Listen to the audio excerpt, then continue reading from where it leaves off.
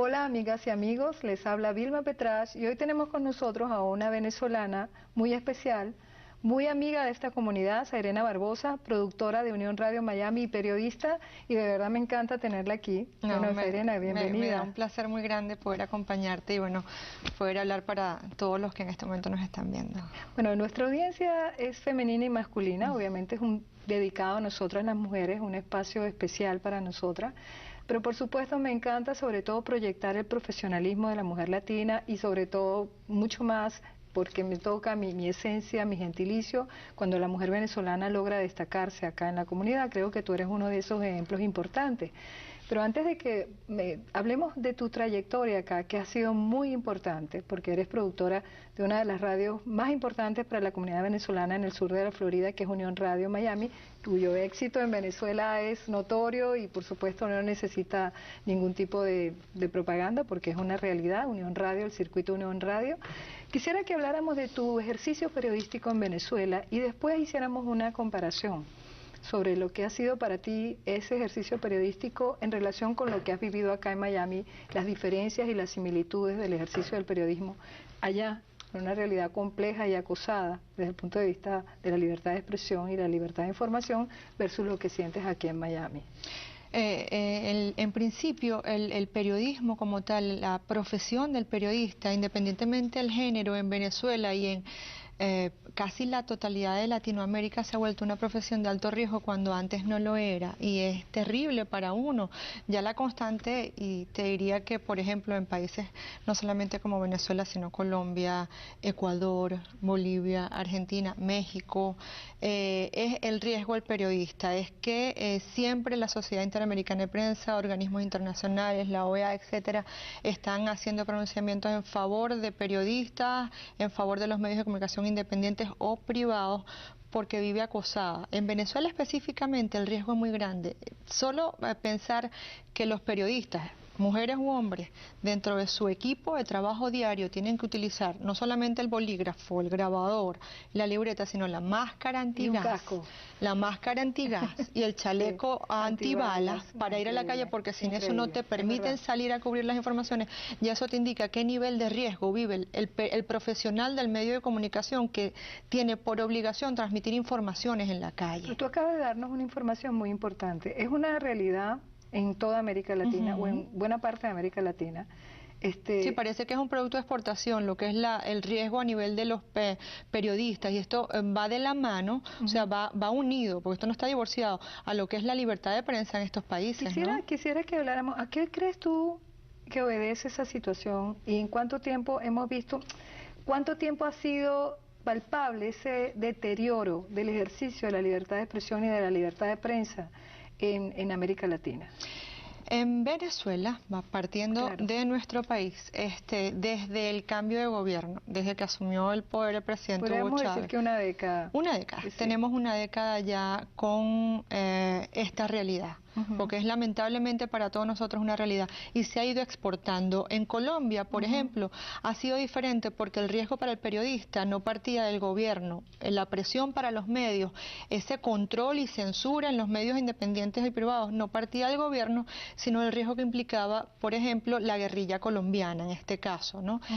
Particularmente en Latinoamérica, de hace 10 años y hasta este momento se ha ido exportando lo que son los medios los proyectos de gobierno totalitarios, disfrazados de izquierda contemporánea, que utiliza de izquierda democrática, de izquierda esta que se viste de sistema electoral, que utiliza las votaciones, un proceso electoral todos los años, uno y hasta dos procesos para ratificar mundialmente ante la opinión pública que aparentemente son libres y permiten la participación y son el resultado de la participación del pueblo, pero que no es cierto porque ellos controlan los poderes. Este tipo de gobierno se ha exportado también. Por ejemplo, la franquicia bolivariana se exporta a Ecuador, se ha exportado a Bolivia, porque comercialmente es viable para ellos, pero también asumen lo que es el control político.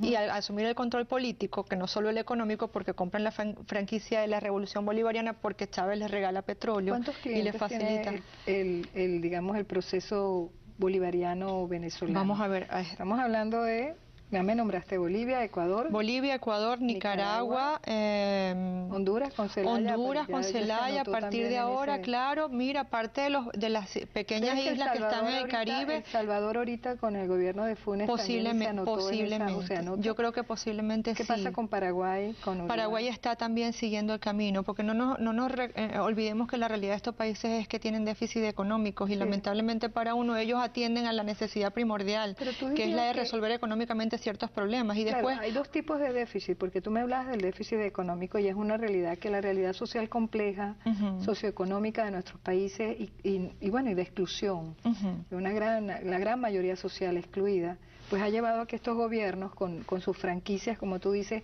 populistas, que supuestamente salvacionistas, porque supuestamente quieren castigar la corrupción anterior y montar un nuevo gobierno de calidad. Sí, ellos compran una bandera, una excusa. Robin Hood. Y, bueno, exacto, ellos asumen que ellos van a lograr hacer el cambio, que es la revolución, es un proceso diferente, venden, siembran diferencias, ¿sabes?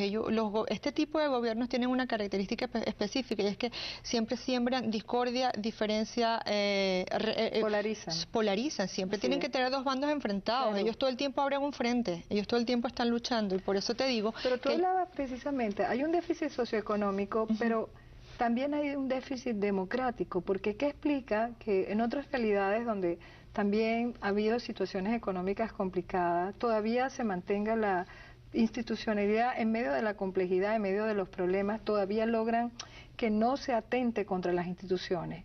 ¿Por qué en América Latina, desde tu punto de vista, obviamente obedece a una razón histórica, pero qué pasa específicamente en América Latina que la tentación, tanto caudillista, personalista, y de elegir, o de en todo caso invocar a estos líderes, digamos, mesiánicos, salvacionistas y autoritarios en la práctica, se vuelva como una realidad común? Es un proceso que viene ya caminando desde hace varios años. Algunos, por ejemplo, investigadores de aquí de la Universidad de Miami, analistas de lo que son del Centro Políticas Hemisféricas, que me ha correspondido entrevistar, alegan que es un proceso de autodepuración política y que viene rodando. Esto ha venido caminando lentamente. Lo que hoy tenemos es producto indudablemente de un mal desarrollo de la política que teníamos antes. En el caso venezolano es así, en el caso colombiano no, pero en el caso de Bolivia también, en el caso de Ecuador también. Es una respuesta. Y, o sea, tú sin duda alguna es una respuesta. Previos en la cuales muchos de ellos, porque son responsables. Claro, Venezuela tuvo la tradición democrática más larga junto con Costa Rica, pero en los 80 supuestamente vino un proceso de democratización y volvimos a caer de nuevo el péndulo volvió al lado autoritario. ¿Tú crees que es básicamente que no hemos logrado institucionalidad democrática, profundizarla, no solamente a nivel de la gente, pero tal vez la pobreza más fuerte que tenemos entonces, dirías tú, que es la pobreza de ciudadanía? La pobreza de ciudadanía yo creo que cuando tú sabes que eso me pasa mucho, ¿no? Uno se pregunta qué es lo que nos hace falta, si reforzar la economía o reforzar la parte moral y educativa. Y yo creo que el problema es educativo, es de formación. Si tú llegas a establecer modos de educación adecuados, la población automáticamente va a discriminar entre qué oferta me hace un político que es positiva para mí y me va a favorecer en función de mi desarrollo y mi futuro, para mí, para mis hijos, y qué oferta no, independientemente de que lo que me esté ofreciendo ahorita sea...